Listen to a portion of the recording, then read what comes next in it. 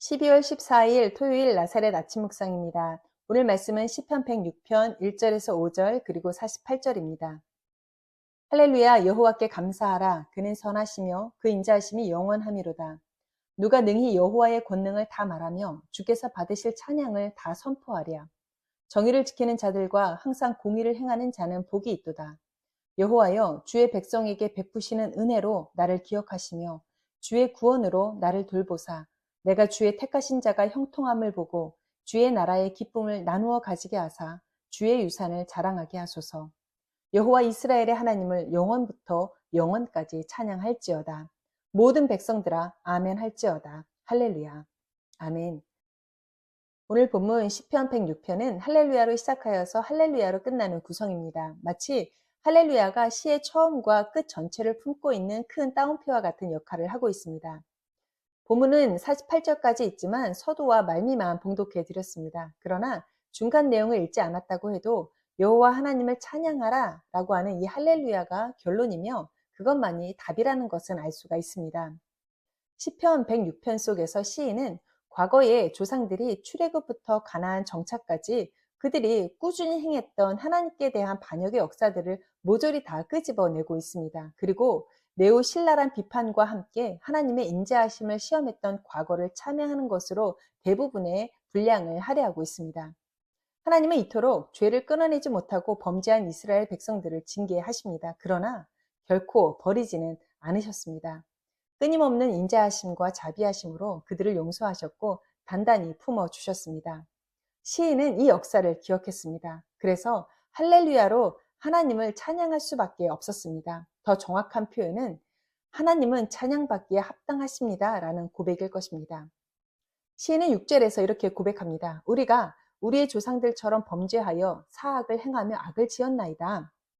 바벨론 포로 시기에 지어진 시로 추정합니다. 그래서 현재 나라가 망해서 포로가 된 이유를 살펴보니 과거에 조상들이 행했던 패역한 역사를 그대로 답습한 결과인 것을 알았습니다. 원인이 깨달아졌다는 것이죠.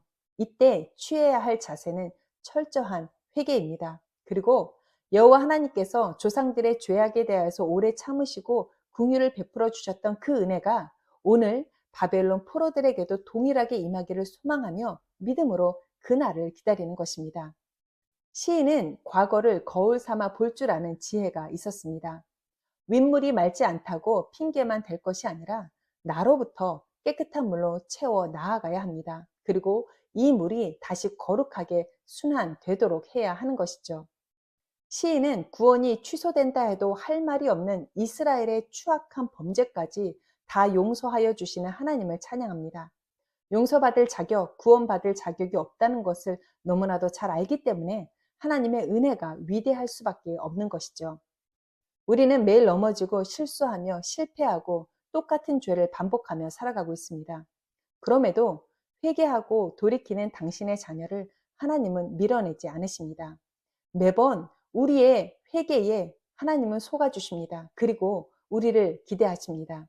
돌아올 때까지 기다려 주십니다. 이것이 하나님의 은혜이고 하나님의 사랑입니다.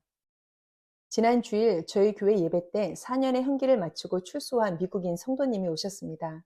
그동안 교회는 그분을 위해 기도해 왔고 목회자들은 면회를 다니며 또 석방을 위한 심사에 따라다니면서 섬겼던 분입니다. 사실 과거에도 여러 번 수감 경험이 있고 길거리 생활도 했으며 마약에 중독이 되었던 분이기도 합니다. 그래서 이번에 출소하면 다시는 마약에 손대지 맙시다 라고 약속했지만 출소한 그날부터 결국 마약에 손을 대고 말았습니다. 그분은 그동안 교도소에서 일하면서 모았던 돈으로 환갑의 나이에 생애 처음 은행 어카운트를 열었습니다. 그리고 요즘은 운전면허를 취득하기 위해서 공부도 하고 있습니다. 마약으로 인해 눈빛은 흐려졌습니다. 그리고 걸음걸이가 넘어질 때 휘청거리고 있습니다. 그럼에도 교회를 잊지 않고 찾아온 그 마음이 얼마나 귀했는지 모릅니다. 그런데 그분이 출소한 이후에 첫 주일 설교가 회개하라 천국이 가까이 왔느니라 세례 요한의 외침이었습니다. 주일 밤 이 성도님은 떨리는 목소리로 울면서 저에게 전화를 하셨습니다. 설교의 내용이 마음에서 떠나지 않아 괴로웠다는 것이죠.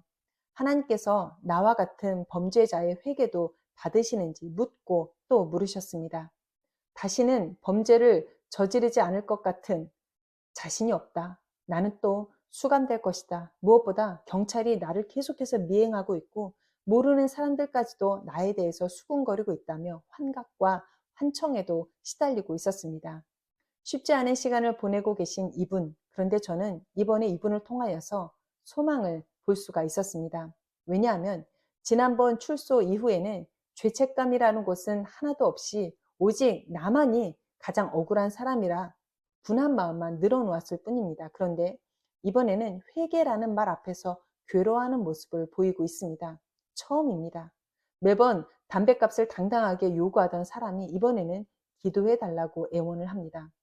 죄와 싸우고 있는 이 영혼이 저도 처음으로 아름다워 보였습니다. 하나님께서는 온 마음으로 회개하는 영혼을 받으십니다. 이스라엘 백성들이 그랬던 것처럼 그들이 다시 범죄에 노출될지라도 하나님은 그 때에 진정한 회개를 온전히 받아주십니다. 품으십니다. 그리고 회복시켜 주십니다. 오늘 본문 44절에서 46절에서 이렇게 말씀합니다. 그러나 여호와께서 그들의 부르짖음을 들으실 때에 그들의 고통을 돌보시며 그들을 위하여 그의 언약을 기억하시고 그 크신 인자하심을 따라 뜻을 돌이키사 그들을 사로잡은 모든 자에게서 긍휼히 여김을 받게 하셨도다. 이러한 하나님이십니다. 끝까지 용서하시고 다시 품어주시는 하나님, 할렐루야로 찬양하지 않을 수가 없습니다. 오늘도 이 하나님을 거룩하게 높일 수 있기를 바랍니다. 마음껏 찬양할 수 있기를 바랍니다. 그리고 찬양 가운데 우리의 영이 다시 한번 회복되고 하나님 안에서 기쁨의 삶을 살아갈 수 있는 거룩하고 복된 날로 살 수 있기를 주님의 이름으로 부탁을 드립니다. 기도하겠습니다. 할렐루야, 하나님의 끊임없는 용서와 사랑과 은혜와 구원을 찬양합니다. 하나님께 받은 용서와 은혜가 헛되지 않도록 오늘을 거룩하게 살게 하여 주옵소서. 나와 같은 인생에게도 허락하신 구원을 세상 속에서 크게 외치는 입술이 되게 하시고 오직 하나님만 높이며 하나님만 찬양하는 복된 날로 이 하루를 성실하게 살게 하여 주옵소서. 감사드리며 거룩하신 예수님의 이름으로 기도합니다. 아멘.